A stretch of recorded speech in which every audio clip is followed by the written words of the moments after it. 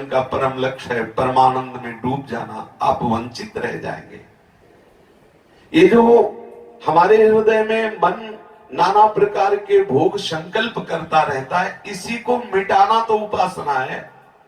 मन संकल्प रहित हो गया, भोग वासना रहित हो गया, तो सच्चिदानंद रस हमारा स्वाभाविक स्वरूप है, स्वाभाविक स्वरूप है, उसको कहीं आना जाना नहीं। इसी कामना से ढक गया है। ये जो देह संबंधी, भोग संबंधी, अनुकूलता संबंधी ये कामनाएं हैं, हमारे सहजानंद को ढक दिया है। विश्वास कीजिए इस बात पर, जहां एक कामनाओं का पर्दा हटेगा तो आप सहजानंदमय हैं, सहज सुख राशि आपका स्वरूप है। आप प्रभु में तन्मय हो जाएंगे, फिर देर नहीं लगेगी। अगर देर लग रही है तो इसी आशा से, वासना से, कामना से। जब हम हटा नहीं सकते तो शरणागत है, फिर हमें चिंता क्यों, फिर प्रश्न क्यों? आप स्मरण करते रहिए, उनकी गरज होगी तो हटा देंगे। आपके हृदय में कामना है, कोई परेशानी की बात नहीं, पर कामना पूर्ण होनी चाहिए। हट क्यों? उनके विधान पर प्रश्न क्यों? आपका सुधार हो रहा है, आपके साथ जो प्रतिकूलता का बर्ताव हो रहा है, आपकी मानी हुई अनुकूलता आपके लिए वास्तविक प्रतिकूलता है, और आप जिसे मान रहे हैं प्रतिकूलता है, वास्तविक आपके लिए अनुकूलता है। आप अल्पज्ञ होने के कारण सर्वज्ञ इष्ट और गुरु पर प्रश्नवाचक चिन्ह क्यों लगा रहे हैं? ये आपकी शरणागति पर कलंक है, ये आपकी भगवत प्राप्ति में बहुत बड़ी बाधा है। हम पूर्ण निर्भर हैं, हमारे साथ जो भी विधान होगा महामंगलमय, महामोदमय होगा। जो भक्ति का साधक है वो केवल प्रभु की प्रसन्नता देखता है। जे विधि प्रभु प्रसन्न मन होई, करुणा सागर कीजिए सोई। जिस तरह से हे नाथ आपको प्रसन्नता प्राप्त हो, हे करुणा समुद्र प्रभु आप वैसा ही कीजिए, जिस तरह से आप प्रसन्न हो। हम बार बार गाते हैं, जोई जोई प्यारो करे सोई मुहि भावे। विचार किया कभी इस पर? कभी इस पर एक घंटे भी आप अपनी वृत्ति को रोक पाए? एक घंटे भी अंतःकरण के साक्षी बनकर इस सूत्र को कभी एक घंटे भी आप स्थिर रख पाए? देखो आप एकाग्रता पूर्वक, जोई जोई प्यारो करे सोई मोहि भावे। अगर आप थोड़ा थोड़ा समय भी इस सूत्र को अपने हृदय में धारण करेंगे तो एक स्थिति आ जाएगी कि भावे मोहि जोई सोई सोई करे प्यारे। निश्चित समझ लो, फिर जो इच्छा करे हो मन माही, प्रभु प्रताप कुछ दुर्लभ नहीं। प्रभु प्रसाद से कुछ दुर्लभ नहीं रहेगा, क्योंकि वो मन फिर मन नहीं रह गया, वो मन भगवत स्वरूप हो गया। अब ऐसी कोई इच्छा होगी नहीं जो तुम्हें नाना प्रकार के संशय और ताप में फंसा सके। भक्त का आंतरिक उद्देश्य होता है प्रभु की प्रसन्नता। जिस विधान से प्रभु प्रसन्न हो, हम राजी हैं। ये सूत्र है, इसे जीवन में धारण करना पड़ेगा। बहुत सत्संग सुनते हैं, उपासना मार्ग में चलने का प्रयास भी करते हैं, पर ये कुछ बातें ऐसी हैं जो हमारी धरा नहीं बनने देती, हमारी स्थिति नहीं बनने देती। और ये केवल विचार की आवश्यकता है, केवल विचार की। हम बहुत जप कर रहे हैं लेकिन विचार हम ठीक नहीं कर रहे हैं तो अपराध बन जाते हैं। किया कराया सब अंधा बटे और पड़ा चबाए। साधक विवेकवान, विचारवान होता है, वो अंदर से चिंतन परायण रहता है। भगवत चिंतन करने से शुद्ध विचार होते हैं, और विचार से वो अंदर की जितनी भी भागवतिक आनंद को ढकने वाली वृत्तियां हैं उन सबको त्यागता रहता है। हमारी उल्टा रहती है, हम उन बात पर बहुत जोर देते हैं जिसमें मन आनंदित हो, मन हर्षित हो। आप देख लीजिए, मन विषय में हर्षित होता है, प्रभु की तरफ चलने के लिए घबराता है। सतत भजन की बात सुनते ही उसको ऐसा लगता है जैसे कोई इसको बहुत जहर पिला रहा हो, एकदम विचलित होता है, क्योंकि मरना नहीं चाहता है। मन अपना राज्य रखना चाहता है अंतःकरण में। प्यारे, जिसने मन को सपोर्ट किया वो संसार में ही रहा, विषयों में ही भ्रमित होता रहा, और जिसने शास्त्र और संतों की बात को अपने जीवन में उतारा वो निश्चित सच्चिदानंद रस में डूबा। इतना मान लीजिए, मन की चाल पर मत फंसिए। ये थोड़ी देर के लिए जलाता है, यदि आप इसका संग कर गए तो बहुत काल तक के लिए जलन पैदा कर देगा और आपको प्रभु से मिलने के लिए जो हमारे अंदर सद्वृत्तियां उनसे विलग कर देगा। इस बात पर ध्यान दीजिए, ये एकांतिक हृदय की बात है। हृदय का निरीक्षण परीक्षण करना उपासक का परम धर्म है। हमारा उद्देश्य है हरि गुरु की प्रसन्नता, हरि गुरु चरण सेवा अनुसरहु, अर्चन बंदन संतत करहु, दासंतन कर सुख लाओ। होता क्या है हमारे द्वारा, यदि हमारे अनुकूल परिस्थिति आई तो हमारे भगवान, हमारे आराध्य देव बड़ी कृपा है, और हमारी मान्यता से यदि प्रतिकूल हुई तो ना वो कोई गुरु है, ना कोई इष्ट है, ना कोई, बस भूत सवार हो गया वासना का, सुख की चाह का। अरे उनकी कृपा से आपको सुख सिंधु में डुबोने के लिए वो प्रतिकूलता रूपी वृत्ति दी गई है। आप इस बात पर चिंतन करें एकांत में। अपनी मान्यता को आप प्रभु पर न थोपें, अपनी मान्यता को आप शास्त्र और संतों की वाणी पर ना सवार करें कि अगर ऐसा हो तो ये बात सत्य है, नहीं तो नहीं सत्य है। ऐसा नहीं, अपनी सोच बहुत छोटी है, अल्प है, एक देह तक, एक देह के सुखों तक केवल सीमित है। और शास्त्र और संत जन जो गुरुजन है वो प्रियालाल के सुख में डुबोना चाहते हैं। यदि हमारे मन बुद्धि में इतनी सामर्थ होती तो हम कब को प्रियालाल के सुख में डूब गए होते। तो जो प्रियालाल के सुख में डूबे हुए महापुरुष जन है, जो वो सूत्र बता रहे हैं, जो वो युक्तियां अपने अनुभव से बता रहे हैं, बिना तर्क किए श्रद्धा विश्वास के साथ हम उसे जीवन में उतारे, फिर देखें आपको कैसा आनंद का अनुभव होता है। ऐसे ऐसे उपासक देखे गए, उनको मंत्र मिला है, उपासना मिली है, लेकिन व्यवहार में उनकी अनुकूलता नहीं हुई, सत्संग छूट गया, प्रवचन की कोई मान्यता नहीं, मंत्र की कोई मान्यता नहीं, उपासना की कोई मान्यता नहीं, मान करके बैठ गए कि गुरु जी आवे, जयमाला पहनावे आके और बोले कि हाँ सॉरी हमसे गलती हो गई, आगे से तुम आओगे तो एकांतिक में हम सबसे पहले खड़े होकर तुम्हारा स्वागत करेंगे। ये अंदर की मनोअनुकूलता ही जो हमें प्रभु से विमुख किए हुए है, हम उसी की मान्यता को गुरु मान रहे हैं। कहां हम गुरु को मान रहे हैं, कहां हम आराध्य देव को मान रहे हैं। प्यारे, बहुत कम समय है। गुरु ने जो तुम्हें मंत्र दिया है, उपासना दी, आप उसका स्वाद लोगे तो गुरु के प्रति आपके हृदय में ऐसा भाव आ जाएगा कि हमारे जीवन धन है। और जब तक आप मंत्र का स्वाद नहीं लोगे तो बाहरी व्यवहार से कुछ नहीं होने वाला। ये बहुत विचित्र मन है। निज सुख बिन मन होई कि थीरा, जब तक इसे अंदर से सुख नहीं मिलेगा तब तक ये थिर होने वाला नहीं।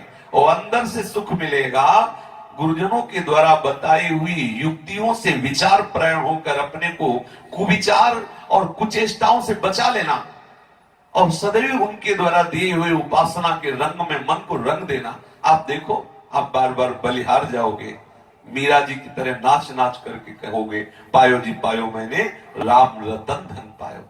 आप विचार कीजिए, संत महात्मा जो भगवत चरणारविंद के अनुरागी हैं, उनको किसी से क्या लेना देना है। यदि आपको नाम दे रहे हैं, मंत्र दे रहे हैं, आपको उपासना पद्धति बता रहे हैं, तो कोई बनिया का व्यापार थोड़ी है कि आपको मंत्र बेच रहे हैं, उपासना बेच रहे हैं कि अब भाई मंत्र लो, 500 रुपया दक्षिणा रखो। ये बिल्कुल आप पर अहेतुकी कृपा करके भगवान ही संतों को प्रेरित करते हैं, संत रूप में आकर के अपना मार्ग जिससे वो अनुभव में आएंगे, जिससे आप उन तक पहुंच जाओगे, वो आपको बता रहे हैं। ये अहेतुकी कृपा है। इस अहेतुकी कृपा का स्वाद लोगे तो आपको समझ में आएगा। हम लोग मंत्र और दीक्षा आदि तो ले लेते हैं, पर हम बाहरी व्यवहार गुरु से करना चाहते हैं। वो हमको ज्यादा दुलार करें, हमें माला पहनावे, हमें प्रसाद दे और हमारा यश गावे कि भाई चेला हो तो ऐसा, तो वो गुरु हमारे, नहीं तो गुरु हमारे नहीं। ये बाहरी व्यवहार, इससे कुछ होने वाला नहीं। जो उन्होंने मंत्र दिया उसमें डूब जाओ तो आपको गुरु के स्वरूप का बोध हो जाएगा, अपने स्वरूप का बोध हो जाएगा, भगवत साक्षात्कार हो जाएगा, प्रभु के प्रेम में उन्मत्त हो जाओगे। गुरु और शिष्य का संबंध यही है कि जड़ता का त्याग करके चिदानंद तत्व में स्थित हो जाओ। अभी जड़ता में बने हुए हैं। जड़ता में अगर प्रधानता रखोगे, यही सब व्यवहार की, लेन देन की, तो जो गुरु ने तुम्हें महामहिमा में मंत्र दिया है, आपको हृदय में वो प्रधानता का भाव, महत्व भाव ना होने के कारण वो बार बार आप जपेंगे नहीं, उसका सुख अनुभव होगा नहीं। तो आप चाहे सैकड़ों गुरु बदलते घूमो, आपको कोई लाभ होने वाला नहीं। जब आपको जो वस्तु मिली आप उसमें अपनी तन्मयता नहीं करेंगे तो गुरु बदलने से काम बन जाएगा क्या? आपको जो मंत्र मिला आप उसमें डूबे नहीं तो क्या है? आपको मिला उसका स्वाद तो लीजिए, थोड़ा मन की प्रतिकूलता को तो सहिए, थोड़ा आप विषय चिंतन को छोड़ के तो देखिए कैसा आनंद मिलता। कोई मंत्र न चल रहा हो, केवल कोई कामना ना हो, तो आप देखो समाधि में हो गए। हमारा स्वरूप सहज सुख राशि है। किसी साधन बेटा शांताकार वृत्ति हुई, आनंद में डूब गया। अब उस आनंद में जब भाव आता है कि हमारे गुरु है, हमारे इष्ट है, हमारे मित्र है, हमारे पति है या अमुक अमुक, वो और उन्मत्त होकर भाव तरंगों में डूबता है। ये महा आनंद का मार्ग है। हम फंसे कहा है, छोटी छोटी बात में उनकी तरफ देख लिया, मेरी तरफ नहीं देखा, उनको छुआ लिया, हमको छूने नहीं दिया चरण। कैसे कैसी वृत्तियां अंदर धारण किए। अरे हम तुम्हें वहां छूने के लिए ले चल रहे जहां तुम स्वप्न में भी नहीं पहुंच सकते। प्रिया प्रीतम का स्मरण करो, उनके श्री अंगों का श्रृंगार करने को मिलेगा। ये पांच भौतिक शरीर है, इनके छूने होने से कुछ नहीं होना। मलमूत्र की थैली है, चाहे सर छुओ चाहे चरण छुओ। अगर आपने मंत्र को नहीं छुआ तो इस बाहर छूने से कुछ नहीं मिलने वाला। मंत्र छुओ जो गुरु का हृदय है, जो आचार्य परंपरा से आपको प्राप्त हो रहा है। वाणी में डूबो जो प्रियालाल का साक्षात वांग में स्वरूप है। उन युक्तियों में डूबो जो अनुभव करके संत महापुरुषों ने इस माया का तिरस्कार करके सच्चिदानंद रस में डूबे हैं। जिस रस में पहुंचने के लिए संतों से जुड़ा जाता है, वो यहां प्रधान वृत्ति रखो, बाहरी वृत्ति का त्याग करो। जो उपासक होता है वो कभी भी अपने आराध्य देव से इंद्रिय सुख की आकांक्षा नहीं करता। यदि हम इंद्रिय सुख की आकांक्षा करते हैं तो कम से कम इतनी छूट तो अपने आराध्य देव को दे ही दे कि आपको उचित लगे तो करना, नहीं तो आप अपने मन की करना। मेरा मन, मेरी इंद्रियां तो विषय विलासता में फंसी रही हो तो मांगती ही रहेगी। जो शरणागत भक्त होता है वो इंद्रियजन सुखों की आकांक्षा अपनी उपासना का फल नहीं चाहता। हम भक्ति कर रहे हैं, वृंदावन आ रहे हैं, वृंदावन बिहारिणी बिहारी जी के शरणागत हो रहे हैं, उनका जस गान कथन श्रवण कर रहे हैं, तो इसका हम ये फल चाहे? इंद्रिय विलासिता, भोग विलासिता। ये तो वो कसाई लोग भी अपने यहां खूब संग्रह किए हुए हैं, जो गौ हत्या करते हैं, जो चराचर जगत का द्रोह करने वाले नीच वृत्ति वाले हैं। वो उनके पास भी सुंदरी स्त्री है, बच्चे हैं, कार है, मोटर, रुपया पैसा है, सब भोग सामग्री है। ये तो पापाचरण करने वालों के पास है। यदि आपको भगवत उपासना करके यही मिला तो क्या मिला? थोड़ा विचारवान बनिए।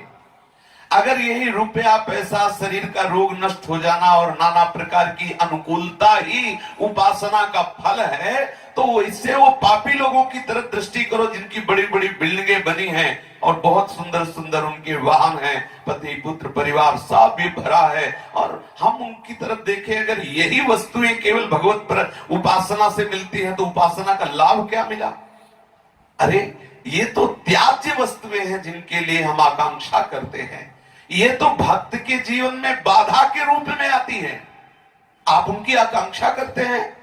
ये बाधा के रूप में आती है कि मेरे में फंस जाओ और प्रभु का चिंतन भुला दो, और आप प्रभु की तरफ बढ़ रहे केवल यही चाहने के लिए। इंद्रियजन सुख की आकांक्षा भक्ति मार्ग में बहुत बाधक है। यदि आपके अंदर है भी तो अपने लोगों को चाहिए कि अपने को पूरा समर्पित कर दें कि जिसमें हमारा मंगल हो, हे करुणा निधान आप वही करना, मेरी मांग को पूरी मत करना। मेरा मन, मेरी इंद्रियां वासना में है, ये मांग कर सकती हैं, पर हे नाथ आप परम कृपालु हो। यदि आपके भजन में, आपकी प्राप्ति में, आपके मार्ग में ये मांग बाधा हो तो नाथ इसे त्रिकाल में पूरी मत करना, और ऊपर से हमें दंड जरूर दे देना जिससे हम अगली बार कामना न करें।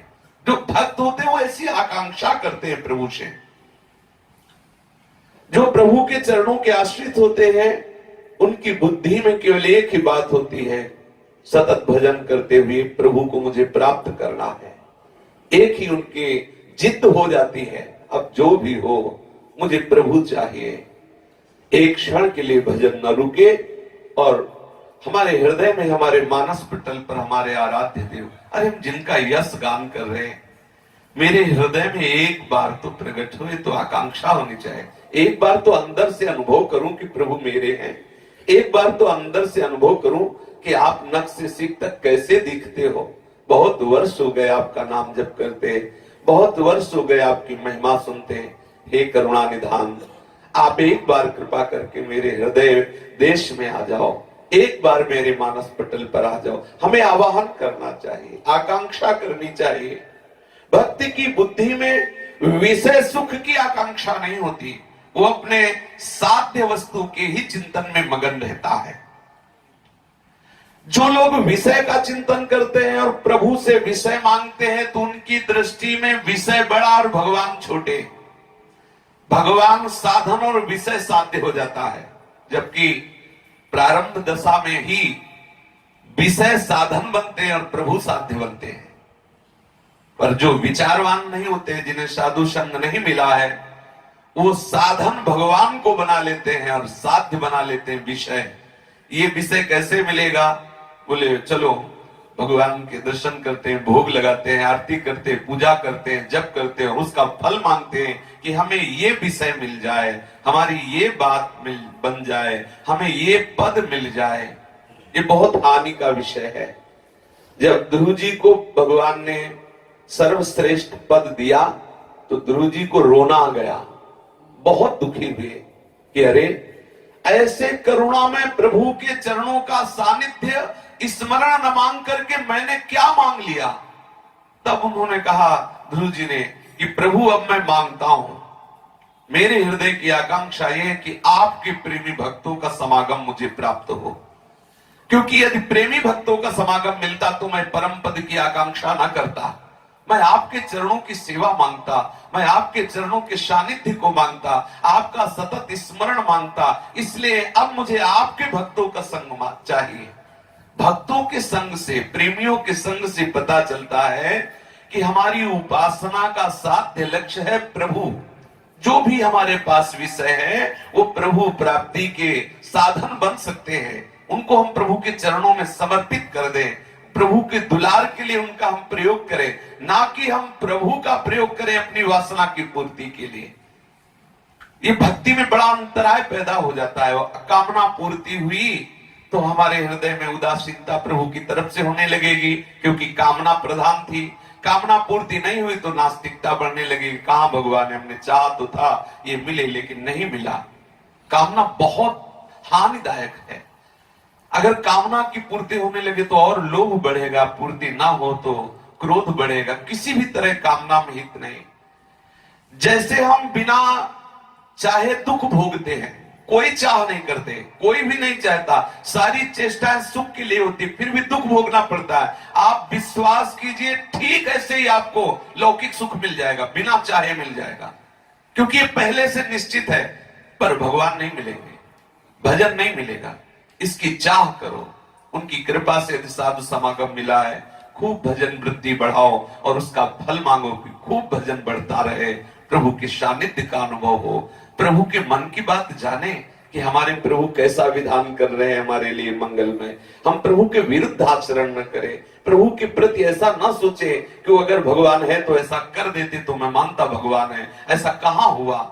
जहां आप सच्चे मार्ग के पथिक बनोगे तो पग पग पर आपकी प्रतिकूलता ऐसा बिछ जाएगी। बोले जब हम भजन नहीं करते थे हमारा होटल खूब चलता था, और जिस दिन से दीक्षा ली आग लग गई नाना प्रकार। अब बस वो प्रतिकूलता, होटल चलाने के लिए भजन, अरे वो होना ही था। ये तो कहो प्रभु की शरण में हो गए तो तुम बच गए, नहीं तुम भी उसी में जल जाते। भगवान बहुत कृपालु है, आए हुए प्रारब्ध को कम में भुगाते हैं, बहुत जल्दी वो कृपा करना चाहते हैं। और हम लोग उस थोड़े से कष्ट को समझने लगते हैं कि भगवत मार्ग में चले तो उसका परिणाम ये आया है। हम उसको उल्टा सोचने लगते हैं। सावधान रहें। भक्त जो होता है वो अकिंचन होता है। अकिंचन का तात्पर्य होता है जिसके मन प्राण में केवल प्रभु ही है, उसका प्राण प्रभु है और मन जैसे बहुत वस्तुओं का आश्रय लेता है, व्यक्तियों का आश्रय लेता है, तो उसकी वस्तु, उसका धन, उसका आश्रय, उसके सब कुछ केवल प्रभु है। जिसके प्रभु के सिवा और कहीं कोई रति नहीं है, वही भक्त है, जिसे वास्तविक भक्त कहते हैं। हमें यहां पहुंचना है। अगर हमारी ऐसी स्थिति नहीं है तो हमें यहां पहुंचना है कि हमारे जीवन, हमारे प्राण, हमारे धन, हमारे सर्वस्व, हमारे भोग योग सब प्रभु ही है। प्रभु के सिवा हमारा कोई नहीं। वही भक्त अकिंचन भक्त कहलाता है। शरीर सहित मन बुद्धि अहंकार सब कुछ प्रभु को जो अर्पण कर देता है, अपने कहलाने वाली कोई वस्तु न रह जाए, अपनी कहलाने वाली कोई वस्तु न रह जाए, कोई ऐसी वृत्ति न रह जाए जो सुखवांछा से हो, वही सच्चा किंचन महात्मा। उसी की चरण रज पाने के लिए प्रभु पीछे पीछे डोलते हैं।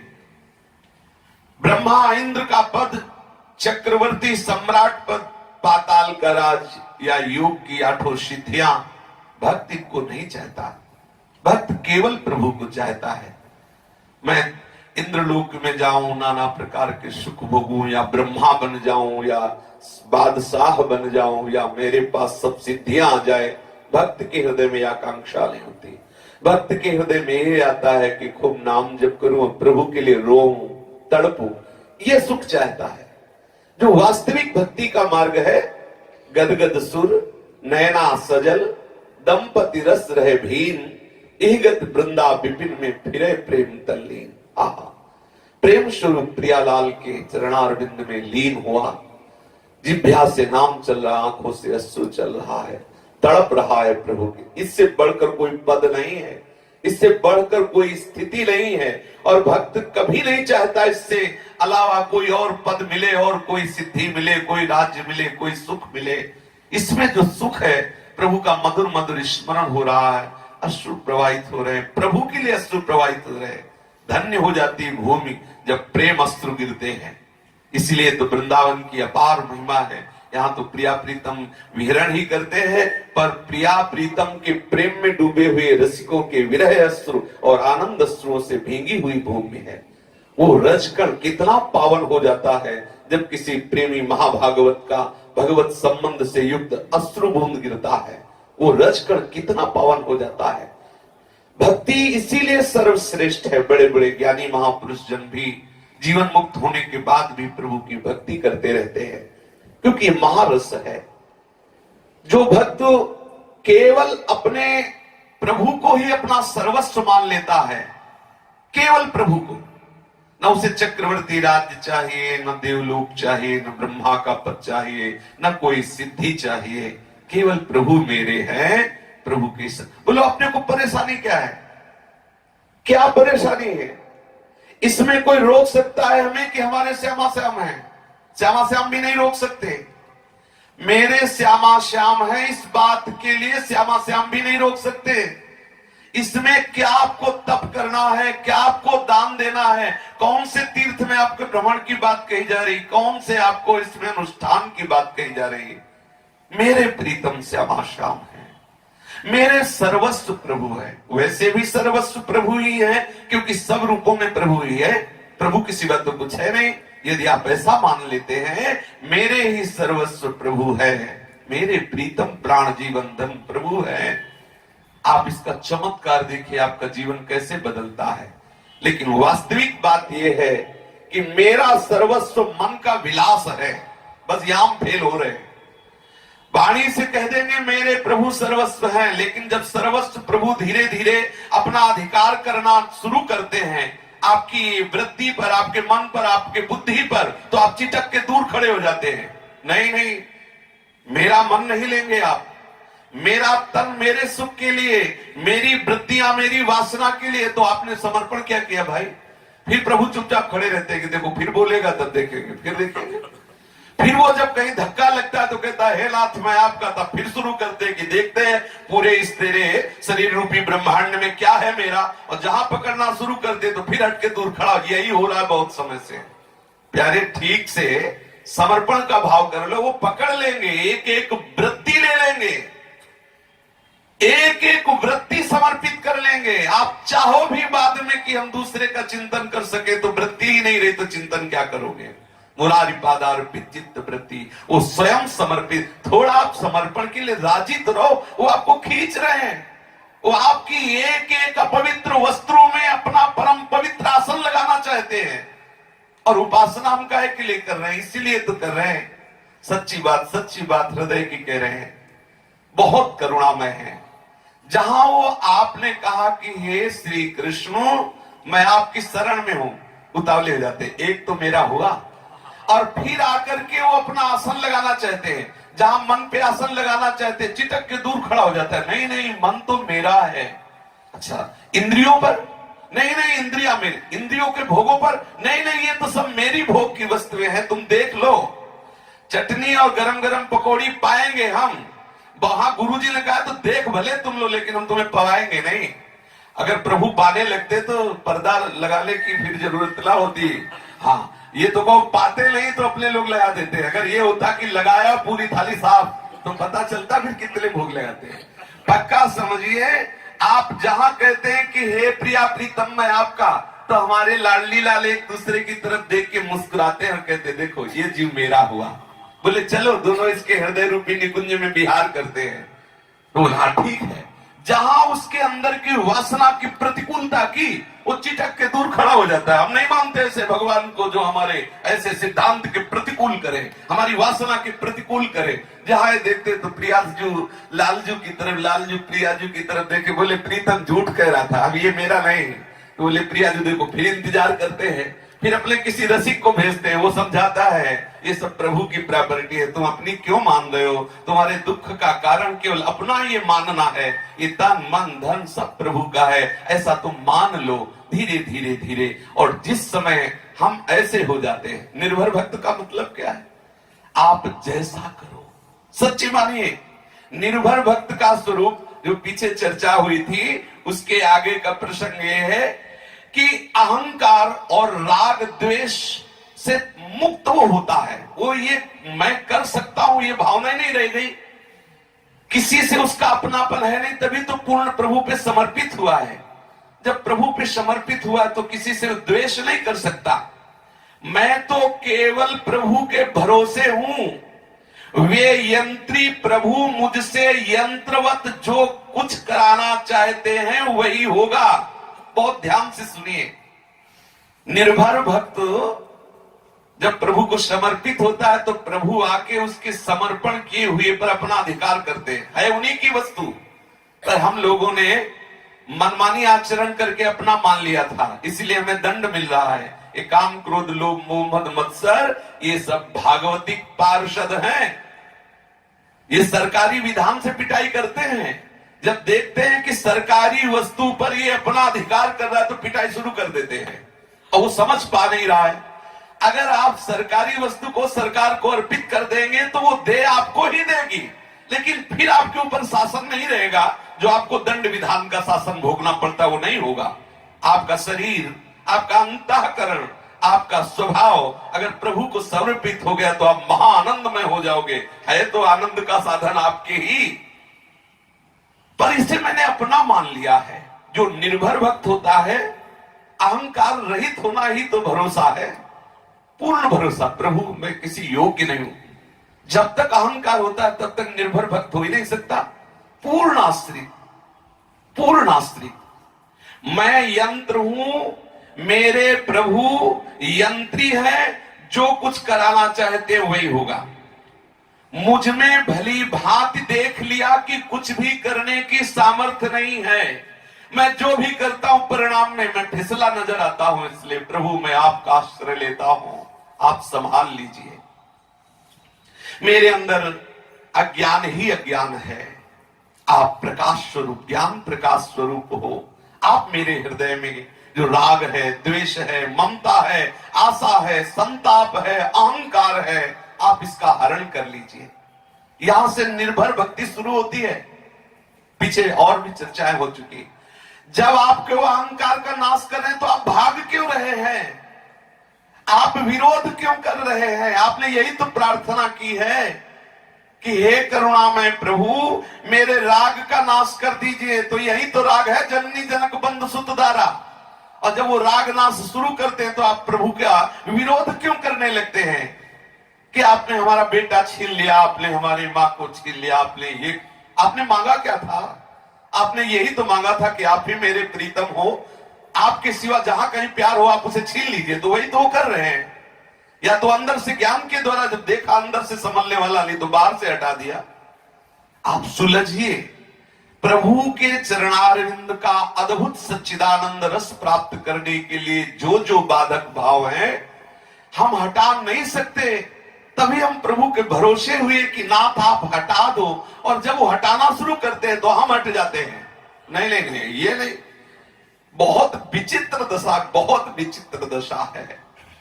जैसे सूकर मल को अमृत समझता है, जिसे सुंदर सुंदर अमृत जनित भोग पवाए जाए तो उसको अच्छा नहीं लगता, उससे विष्ठा ही अच्छी लगती है स्वभावगत। नाली के कीड़े को अगर सुंदर अमृत रस में डाला जाए तो उसे पसंद नहीं आएगा, उससे नाली ही पसंद आएगी।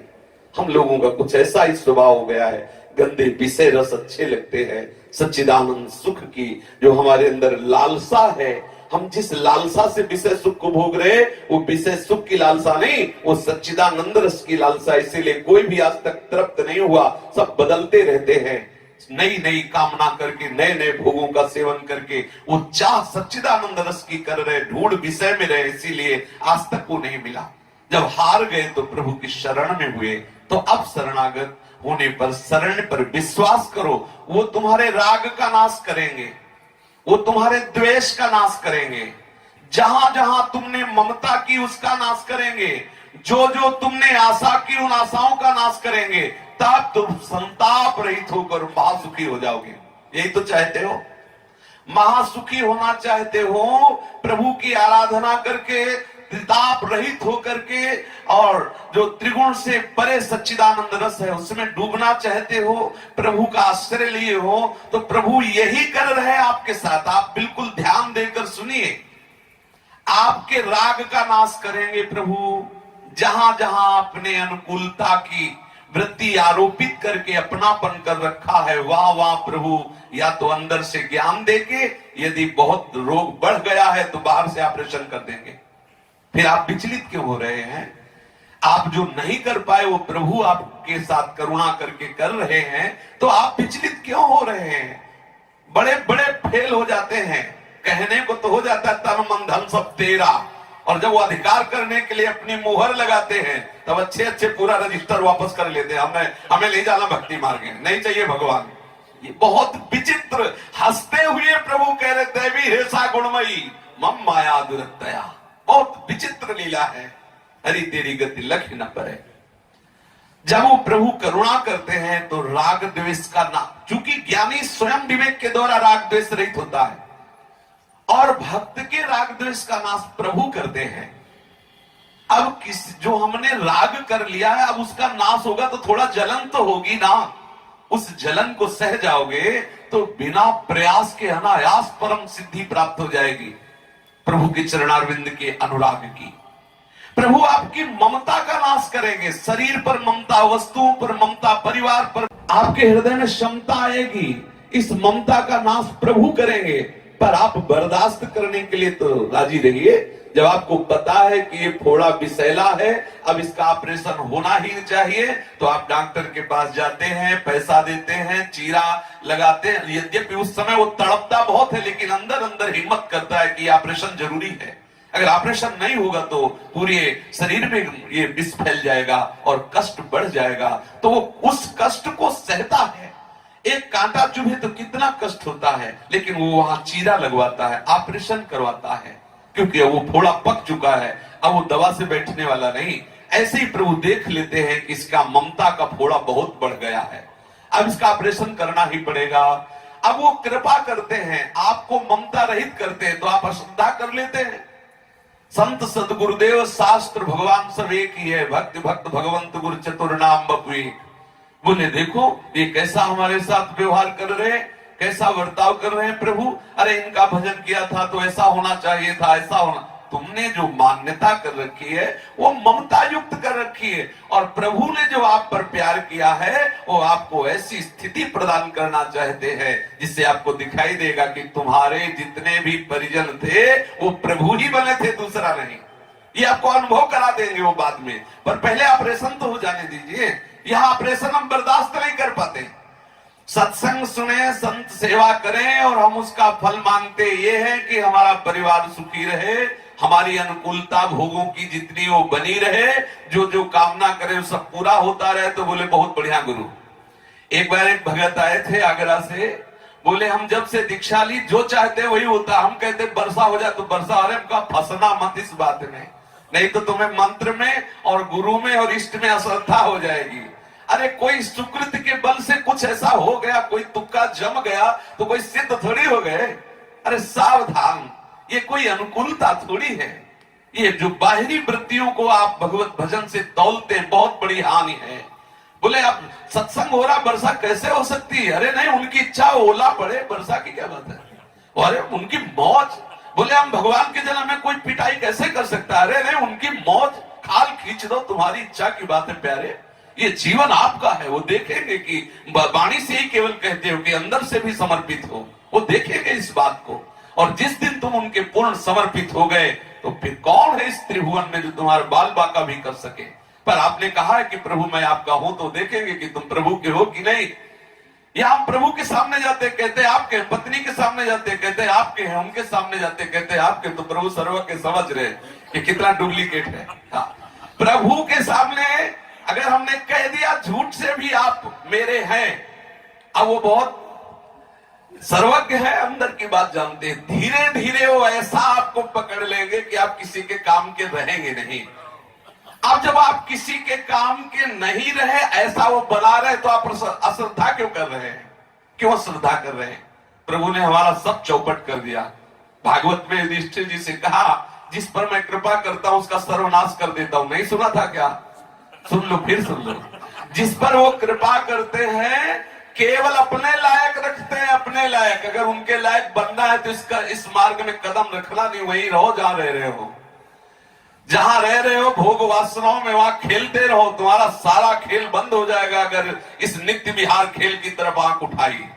क्योंकि वो अंधकार का खेल नहीं रह सकता। सूर्य उदय होने के पहले ही अंधकार का नाश हो जाता है। ऐसे वृंदावन प्रेम रस का प्रादुर्भाव होने के पहले ही अविद्या, अज्ञान और नाना प्रकार के दुख और तापों का नाश हो जाता है। तुम दुख में खेलने को सुख समझ रहे हो, तुम झूठे सुखों को आनंद समझ रहे हो। अरे एक बार थोड़ा सा आनंद मिलेगा तो तुम्हारे भी मन में आएगा कि हमारे तो प्राण पांच ही, अगर करोड़ों होते तो ऐसे श्री कृष्ण पर न्यौछावर कर देता। ऐसा आनंद आपको मिलेगा। निर्भर भक्त को निर्विकार होने की शर्त नहीं है। निर्भर भक्त का हर विकार प्रभु नष्ट करेंगे, पर वो जब नष्ट करे तो तुम्हें ये सहयोग देना है कि ऑपरेशन थिएटर से मत भागना, क्योंकि आप तो कर नहीं सकते। तो जब आप उनको समर्पित हो गए तो वो आपको अंदर से निर्मल बनाएंगे। अब उन पर दोष दृष्टि मत करो। संत सदगुरुदेव आराध्य देव पर दोष मत करो।